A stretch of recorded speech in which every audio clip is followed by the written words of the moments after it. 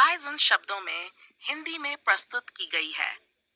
यह विद्यार्थियों को सूक्ष्म अर्थशास्त्र की मूल अवधारणाओं को सरल और रोचक भाषा में समझाने के उद्देश्य से तैयार की गई है।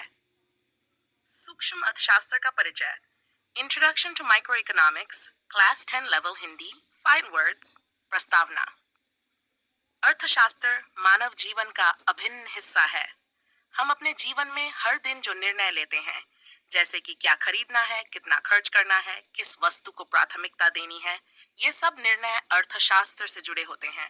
अर्थशास्त्र दो मुख्य शाखाओं में विभाजित होता है, सूक्ष्म अर्थशास्त्र और सामष्टिक अर्थशास्त्र। इस लेख में हम सूक्ष्म अर्थशास्त्र का विस्तृत अध्ययन करेंगे, इसके सिद्धांत, अवधारणाएं, महत्व और दैनिक जीवन में इसकी उपयोगिता। 1. सूक्ष्म अर्थशास्त्र क्या है? माइक्रो इकोनॉमिक्स अर्थशास्त्र की वह शाखा है जो व्यक्तिगत उपभोक्ताओं, उत्पादकों और बाजार की इकाइयों के व्यवहार का अध्ययन करती है। इसका ध्यान छोटे स्तर पर होता है, जैसे कि एक घर का बजट, किसी कंपनी की उत्पादन रणनीति या बाजार में किसी वस्तु का मूल्य कैसे तय होता है। उदाहरण, अगर प्याज के दाम बढ़ जाएं, तो एक आम उपभोक्ता कितना प्याज खरीदेगा? एक किसान किस फसल को उगाने का निर्णय लेगा? अगर किसी दुकान पर 2 ब्रांड के साबुन उपलब्ध हैं, तो ग्राहक किसे चुनेगा? इन सभी प्रश्नों का उत्तर सूक्ष्म अर्थशास्त्र के अंतर्गत आता है। सूक्ष्म अर्थशास्त्र की विशेषताएं। यह व्यक्तिगत इकाइयों पर ध्यान देता है, सीमित संसाधनों के सर्वोत्तम उपयोग को दर्शाता है, मूल्य निर्धारण का विश्लेषण करता है, मांग और आपूर्ति के सिद्धांत पर आधारित होता है, उपभोक्ता और उत्पादक के व्यवहार को समझाता है। सूक्ष्म अर्थशास्त्र के मुख्य घटक। 3.1 उपभोक्ता व्यवहार कंज्यूमेरियर। उपभोक्ता सीमित आय में अधिकतम संतोष प्राप्त करने का प्रयास करता है। यह निर्णय लेता है कि किन वस्तुओं और सेवाओं पर खर्च किया जाए। वह संतोष जो उपभोक्ता किसी वस्तु का उपयोग कर प्राप्त करता है, यह 2 प्रकार का होता है, कुल उपयोगिता, टोटल यूटिलिटी, सीमांत उपयोगिता। सीमांत उपयोगिता का नियम, law of diminishing marginal utility. जैसे जैसे किसी वस्तु की खपत बढ़ती है, हर अतिरिक्त इकाई से प्राप्त संतोष कम होता जाता है। 3.2 मांग और आपूर्ति। मांग, डिमांड, किसी वस्तु की मांग वह मात्रा है जिसे उपभोक्ता एक निश्चित मूल्य पर खरीदने के लिए तैयार होता है। मांग का नियम, अन्य स्थितियां समान रहने पर किसी वस्तु की कीमत बढ़ने पर उसकी मांग घटती है और कीमत घटने पर मांग बढ़ती है। आपूर्ति है किसी वस्तु की आपूर्ति व मात्रा है जिसे उत्पादक एक निश्चित मूल्य पर बेचने के लिए तैयार होता है। आपूर्ति का नियम ऑफ सप्लाई। जब वस्तु की कीमत बढ़ती है तो उसकी आपूर्ति भी बढ़ती है और कीमत घटने पर आपूर्ति घटती है। 3.3 मूल्य डिटरमिनेशन। मूल्य बाजार में मांग और आपूर्ति के मेल से तय होता है। जहां मांग और आपूर्ति की रेखाएं एक दूसरे को काटती हैं, वहां संतुलन मूल्य इक्विलिब्रियम प्राइस निर्धारित होता है। 3.4 उत्पादन का सिद्धांत, थ्योरी ऑफ प्रोडक्शन। उत्पादन वह प्रक्रिया है जिसमें कच्चे माल और अन्य संसाधनों को उपयोगी वस्तुओं में बदला जाता है। उत्पादन के कारक। 1 भूमि, श्रम, लेबर, पूंजी, कैपिटल, सौर, उद्यमिता। उत्पादन की सीमा, प्रोडक्शन पॉसिबिलिटी फ्रंट पीपीएफ। यह एक वक्र है जो यह दिखाता है कि सीमित संसाधनों का उपयोग कर एक अर्थव्यवस्था किन वस्तुओं का अधिकतम संयोजन उत्पादित कर सकती है। लागत और राजस्व, कॉस्ट एंड रेवेन्यू। लागत उत्पादन में आने वाला कुल व्यय।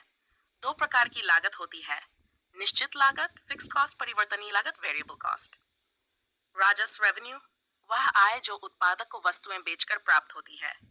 कुल राजस्व, मूल्य, मात्रा। बाजार और उसके प्रकार, मार्केट्स एंड देयर टाइप्स। बाजार वह स्थान है जहां वस्तुओं और सेवाओं की खरीद फरोख्त होती है। प्रकार 1 पूर्ण प्रतियोगिता। बहुत सारे विक्रेता और खरीदार, एक समान वस्तुएं, कीमत पर कोई नियंत्रण नहीं।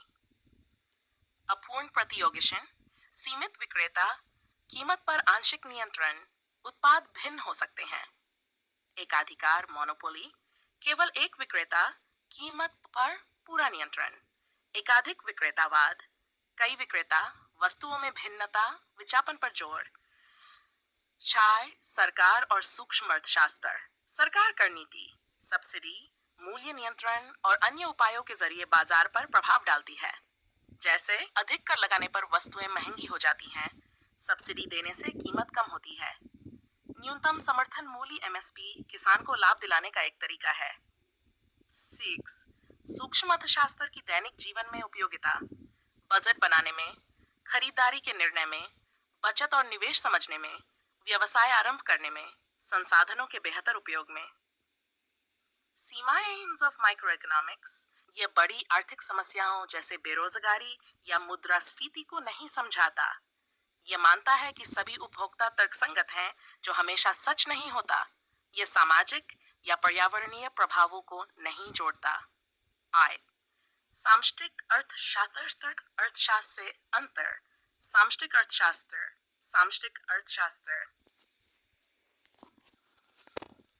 अध्ययन की इकाई व्यक्तिगत इकाई। पूरी अर्थव्यवस्था।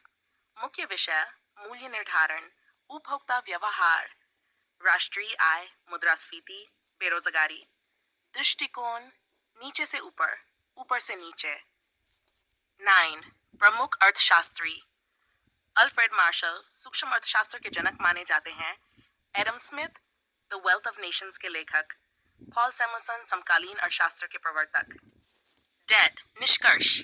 सूक्ष्म अर्थशास्त्र हमारे रोजमर्रा के निर्णयों को बेहतर समझने और संसाधनों का बुद्धिमत्ता पूर्वक उपयोग करने में मदद करता है। ये हमें यह सिखाता है कि सीमित साधनों के बीच अधिकतम संतोष कैसे प्राप्त किया जा सकता है। चाहे उपभोक्ता हो या उत्पादक, सरकार हो या व्यवसायी, सभी के लिए सूक्ष्म अर्थशास्त्र का ज्ञान अनिवार्य है। शब्दावली। अर्थ उपभोक्ता, वस्तुओं और सेवाओं का उपयोग करने वाला व्यक्ति। उपयोगिता वस्तु से मिलने वाला संतोष। मांग किसी वस्तु को खरीदने की इच्छा और क्षमता। आपूर्ति किसी वस्तु को बेचने की इच्छा और मात्रा। उत्पादन वस्तुओं और सेवाओं को बनाना। महत्वपूर्ण प्रश्न। 1. सूक्ष्म अर्थशास्त्र क्या है? 2. उपभोक्ता व्यवहार के सिद्धांत क्या हैं? मांग और आपूर्ति के नियमों की व्याख्या कीजिए। सर, सूक्ष्म अर्थशास्त्र और सामष्टिक अर्थशास्त्र में क्या अंतर है? सीमांत उपयोगिता का नियम